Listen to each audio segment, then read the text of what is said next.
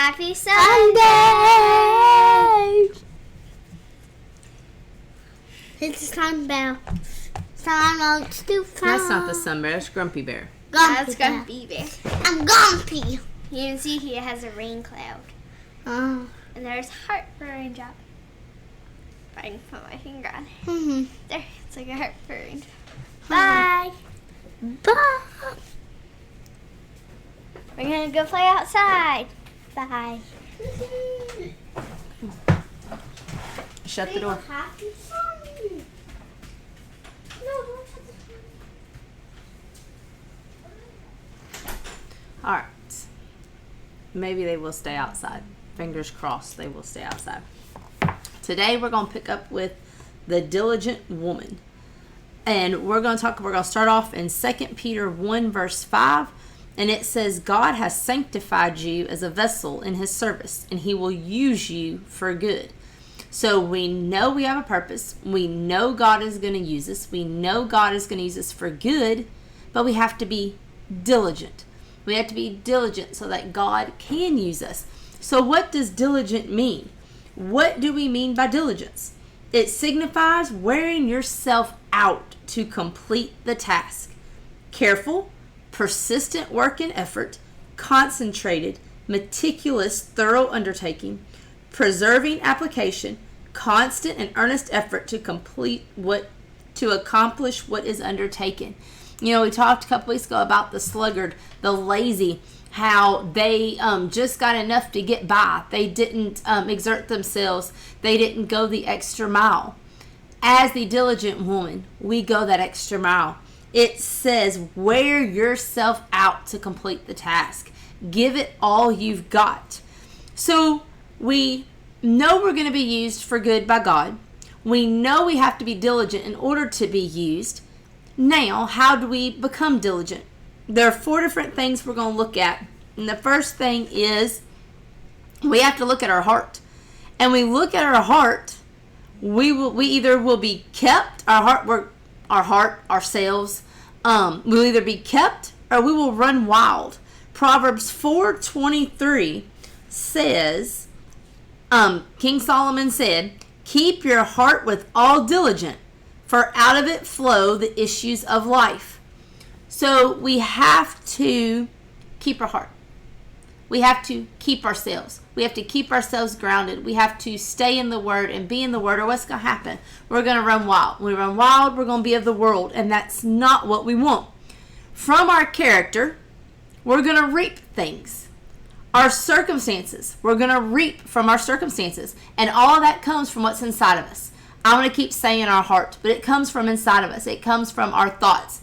It comes from what's instilled in us. It comes from what we pour in is what's going to come out. Our character will reveal externally what we have been neglecting or cultivating internally. That goes along with what we said a couple of weeks ago. And my mind just went blank. About what we put in comes out. But, all right, maybe we'll come back to it if it comes back to me. But our character will be revealed. Oh, that's what it was, behind closed doors. When we talked about what our true personality, our true person comes out behind closed doors, and that shouldn't be. We should be the same person inside and outside of the home, inside and outside the church. Same thing here. Our character is going to reveal it. What comes out of our mouth is going to reveal our character. The way we dress, the things we say, the way we think, the things we teach our kids, the way we act on the ball field. Yes, you'll hear a lot of that lately because we started soccer. So what happens on the ball field, how we present ourselves on the ball field, how we present ourselves in Bible class, how we present ourselves in the neighborhood, we present ourselves at work, it's going to come out. You can only keep up the front for so long. So we have to be careful not to be that way.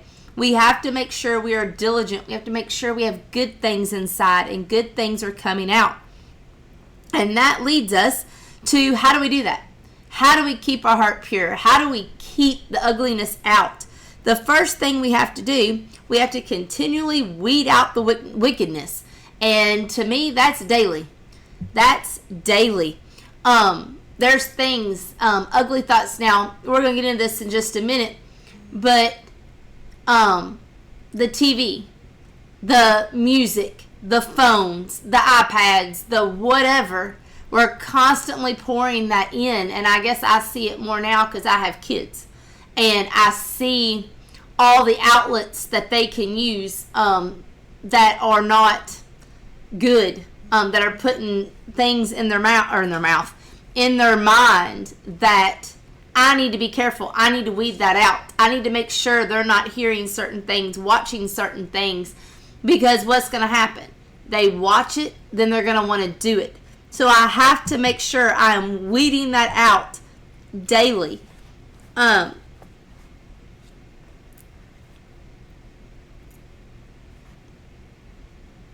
Another thing of how I'm going to weed that out is, where am I going to turn to? When things get bad, where do I run for comfort and shelter? Where do I turn to for security and protection? Who or what makes me happy? Who is the recipient of my time and strength? Who gets my service? Who do I do things for? Whom do I tell my deepest secrets? Who is my go-to person? We have go-to people. And I'm involved in a study group. And we were assigned a buddy. This is the second time I have been assigned a buddy. And it's interesting because sometimes your buddy does things that you wouldn't participate in. Or maybe they do things way more strict than what you would do. But it's always interesting to be put with a buddy. But who am I going to? Who am I going to? And I say that because both of my buddies in both groups have been members of the church. But yet, we still have differing views, which is okay. We still have differing things. And sometimes what we are seeking are things that we shouldn't be seeking. So, who am I going to? Who is my buddy? We all have one. It could be a parent. It could be a best friend. It could be a neighbor. It could be a coworker. Who are we going to? And should that be the person? And you all know the answer. You all know the first person we should go to is God. But let's be honest. Let's be honest. How many times do we go to God first? We always go to Him last. But how many times do we go to Him first? How easy is it to turn to their coworker sitting next to you or across the aisle, or I don't know everybody's work situations. We were in like little, I was a teller at a bank. So you all know our little cubicle station thing. So how easy would be if something went wrong for me to turn to that person next to me and just have at it and, like I said, not have the filter. When I should have just took a moment and either prayed to God, thought about what I was going to say. Who is my go-to person? Are they an influence? Are they not influence? That is the first thing we have to do. We have to turn to God. Okay? Now, we're going to look at our heart. We've already looked at our heart. We have to make sure, because what goes in, we're going to reap.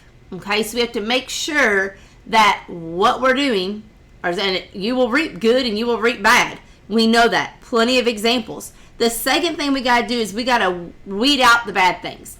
We got to really look at, okay, where is my focus? Is my outlet the TV? Is my outlet Facebook? Is my outlet Twitter? Is my outlet, I have no clue what the new social media thing is. But is that our outlet? Is that our voice?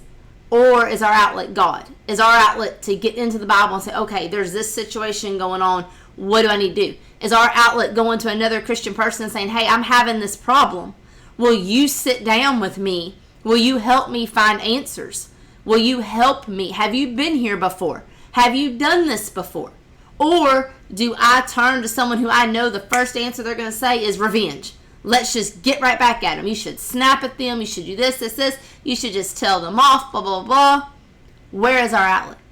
Where do we turn? We have to weed out the bad things. Then we have to filter all that enters. 1 Corinthians 15:33 says, do not be deceived. Evil companions corrupt good morals. And we've all heard that. There's been pictures. One of the groups that I'm in, one of the Bible groups, it always takes one bad apple in the group. She put a picture of 2 pears, and one pear was rotten. And what did that pear do? It went to the good pear, and it started making that pear go bad. If you all keep fruit at home, we usually do. But what happens when one fruit goes bad? It exposes the rest, and eventually all the fruit will go bad. When you go to the grocery store, what do you do when you buy fruit, especially strawberries? What do? You just don't pick up a container, put it in your cart, and go on. No, you pick it up, you turn it over, you turn it sideways, at least we do. We shake the box, we do everything, and we try to find bad ones. Because what happens? Sometimes, and I'll be honest with you, Matt has went and just picked up one before, and we get home and over half the strawberries are rotten. I'm talking white, I don't know how he missed it, molded, mushy, rotten. What do you have to do? You've got to throw out the whole bunch. So we have to be careful of that. Our evil companions, if we turn to the world and not to God, it's going to corrupt what good we have in us. It will happen. We see it daily. It happens to our friends. It happens to our family. It happens to our church members. It happens. The Bible tells us it happens. That we have living proof that it happens. We can't let that happen. Make sure that we are not being deceived and that we have good company, good morals. Another thing that this leads into is, how do we spend our time? It says, for what companions do you have? Are you flipping through the cell phone? Okay. We have Facebook. Who are your friends on Facebook? Who are you keeping up with on Facebook? When you turn on your television or your computer, what are you looking at? Are you tempted to look at things you shouldn't be? A lot of people are struggling with pornography, and I know people probably here watching it are quite a bit older than me. But guess what? It happens. Are we getting on the computer before I had a cell phone? What'd you do? I was guilty of it. I'll admit it. You get on the computer, you jump on it. It was MySpace at the time. And you find the latest gossip. Who said what to who, and who did this to who, and what's going to happen tomorrow. And I just got on Facebook this week, and it's a sad, sad day. There was a threat to a school, and do you know how they put it out there? They used to be they would call the school. It used to be they would send a letter to the school. No. They jumped on Facebook, and I'm talking there were names. They copied the message, exactly what they were going to do, when they were going to do it, who they were targeting to. And what did that do? That caused a total uproar. Guess how many people jumped on Facebook? Every single parent of a child in that school. And you better believe, if I was still living there and my child was there, I'd have been on it too. Because it's a sad thing to say, you find out more on the computer than you do face to face. The school didn't even have any idea this was going on until a parent said, hey, I'm not sending my child on Tuesday because this is supposed to happen. So we have to be careful. What are we watching on television? What are we watching? Which I don't think people watch the computer much anymore. That's kind of a thing in the past. But what are you looking up? When I shouldn't say having trouble, but I never thought I would do this, but our kids get a hold of Matt's phone. You notice I say Matt's phone. They don't touch my phone. They get on Matt's phone. They jump on YouTube. And Matt says, okay, we got to start checking the history. Because the kids will say, hey, well, we saw this or we saw that. Or now we have one tattling on the other. The other one just admits that they're doing it. But I didn't think I would have to watch at age 7 and 4 things on YouTube. Even YouTube Kids. And let's be honest, there's a new movie, a Disney movie that came out that I have to watch first because I don't know what innuendos are in there. And honestly, they're not innuendos anymore. They're just flat out coming out and saying it. We went to the movie theater and we were watching a movie, and the words that were used, I looked at Matt and I said, I think I'm going to leave. I'm going to pick my kids up and we're going to leave. And it was a rated G movie for kids. We got to be careful. And we didn't know. If we would have known that was in it, we obviously wouldn't have taken our children. But what are we exposing our children to? Are we determined, or how do we determine where our money is spent? Do we set aside money for God each week like we're supposed to, or for God each whatever paycheck? Some of us don't get paid each week. I get that.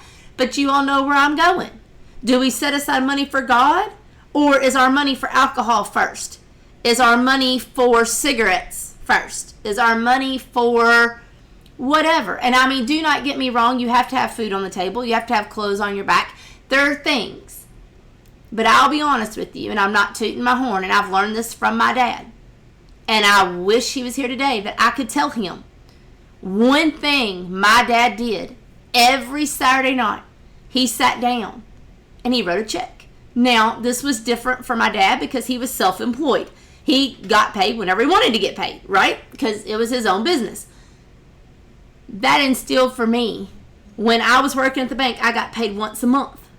But I didn't like the fact that I had to write a check once a month. So I divided my month up into 4 weeks, and that's how I chose to pay. It was easier for me to do it that way. But if I got paid once a month, and I'll be honest with you, to this day, because of my dad, Matt's payday, the first thing that comes out is church. Never a doubt. Never a doubt. And Elizabeth and Austin will sit here, and Elizabeth just made a comment to me this week. Mama, it's payday. Daddy's at the bank. Does that mean you're going to write the church check? She knows. She knows. And Austin knows every Sunday morning they fight over who's going to put the check in the plate. And I know that's because they're kids. But I'm teaching them early. God comes first. Yes, we need groceries. Yes, we need clothes. Yes, we have extra money. If we have extra money and you want to go buy X, Y, and Z, have at it. But make sure that you're putting God first. And there's more than just money. That's just an example that's happening currently in my life. That's how we determine. But we know we have this amount that we're going to pay the church. Not that we have to. We are going to. And it's taken right off the top. Then we can figure out, okay, well, we have this extra bill this month, this extra bill, blah, blah, blah. Then we can decide what can we hold off on, what can't. But we never hold off on God. And like I said, I'm not saying that to toot my horn. Please don't take it that way. But it matters. And it didn't matter to me until I had to sit down and start making bills. Until I had to sit down with Matt when we got married and said, okay, before Matt, I had 2 bills. 2 bills. That's all I had. You get married and you get quite a bit more bills. Like the kids say, they hate going to the mailbox because it's just bills, bills, and more bills. So, but how do we determine where our money is spent? We have to choose day by day the people we're going to be around, the activities, what is going to take up our time. What is going to take up our time? Is God even in there? A sliver of time? Is he even in there? Those decisions daily decide what we're pouring in, and what we pour in is going to come out. To be a diligent woman, we have to be pouring in good things. Galatians 6, 7, and 8 says, whatever a man sows, he will also reap. Yes, good and bad. If I'm out, we started this off by saying we're either going to run wild or we're going to be kept. If I'm deciding to run wild, guess what? It's going to come back to me. It's going to come back to me. And the same thing a lot of people say, well, I've done this, this, and this, and this. I've been so good. Why? Why am I being punished? Why am I being punished? We're not promised our reward is immediate. But we are promised a reward. We are promised we're going to reap what we sow. We aren't promised it's going to be immediately. Think that's why sin is so easy. Think about it. How often is sin, the consequence, immediate? Immediate. Maybe sometimes if it was immediate, we wouldn't sin as much. But we are going to reap what we sow. There are things by our actions, we should be a living sacrifice. With our mouths, we sow seeds of choice silver. Proverbs 10:20. We sow wisdom. 10 verses 31. Deliverance. 12 verse 6. And truth. 12:19. Those are 4 things we do with our mouth. Our words, wisdom, deliverance, and truth. With our hands, we reach out to the helpless and needy, sowing seeds of compassion and service. 31:20. So with our hands, service. With our feet, we frequent the paths of wisdom, sowing peace. 11:2. Winning souls. 11:30. So our feet, we're telling people about God. We also do so by choosing wise companions. As iron sharpens iron, so one man sharpens another. 27 verses 17. Have you ever noticed how you become like the people with whom you spend the most time? Diligently guarding the hearts of yourself means we are paying focused attention. We are really zoned in. We know the kind of people that are influencing us. To be a diligent woman, godly people have to be focusing on you. Or it has to be your focus. Sorry, not focusing on you. You focusing on them. Your companions, your friends. As much control as you have over your coworkers. And when I say your control, you can choose who. You have to treat them all kindly. But you can choose which ones you're going to trust. Which ones you're going to confide in. Which ones are worth your time. And I know that's harsh. But some of them just aren't worth your time. We have to sow God's seed. To be the diligent woman, it takes all of that. And then once we have that, we have to cultivate it. We have to use it. We have to practice it. All of that is the diligent woman. So we have to look inside and see what we're pouring in to know what's coming out. We have to be diligent, which means we have to give it our all the time. Go the extra mile. We know God is using us, and He's using us for good. We also know we're going to reap what we sow. What are we sowing? Are we sowing hatred? Are we sowing jealousy? Are we sowing fill in the blank? Or are we sowing kindness? Are we sowing joy? Are we sowing service to others? Are we sowing compassion? Are we sowing what a Christian should be like? Remember, there's good and bad. The diligent woman was good. We don't want to be the sluggard. We don't want to be lazy. We want to be diligent. We want to be diligent women of God. Next week, we are going to talk about the merciful, truthful woman. And I know this one is a little long, but I guess that's because I'm making up for last week not being able to be on here. So I hope everyone has a great week, and thank you for listening, and I will see you here next week.